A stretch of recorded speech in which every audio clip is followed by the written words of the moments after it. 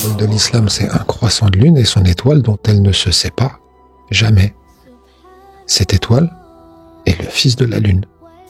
Regarde, on va prendre le mot start, qui veut dire signal en anglais, et étoile du temps en code X. Si tu prends son S et son T, tu obtiens l'abréviation ST, qui veut dire saint dans toutes les langues du monde utilisant ces lettres de noblesse. Ensuite, qu'est-ce qui te reste? Eh ben, le mot A-R-T, art. Tu te souviens que je t'avais dit qu'en arabe, arte, ça veut dire donne. Regarde, nous obtenons dans ce même mot en anglais qui est start, qui veut dire départ ou signal de départ, le don du saint. Et ce saint, il te montre qu'un seul chemin, et ce chemin, nous l'appelons la Voie lactée.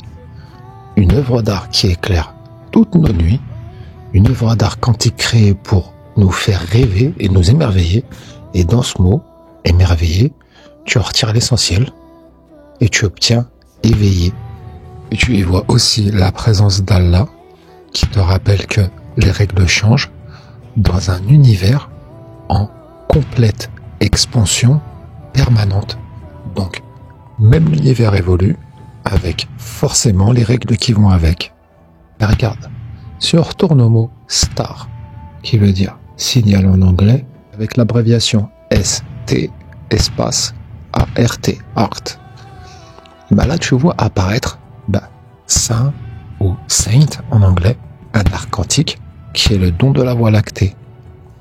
L'art, dans l'absolu, dans notre dimension, dans l'Odyssée, est-ce que c'est que de l'art? Eh ben, l'art, c'est un don. Et maintenant, tu comprends pourquoi en enfer, on m'appelle l'artiste du temps. Et au passage, je te souligne aussi que tu vois cette abréviation ST, qui veut dire saint. En anglais, saint, comme je viens de le mentionner juste précédemment, se prononce saint. Et saint, en anglais, toujours, veut dire envoyé.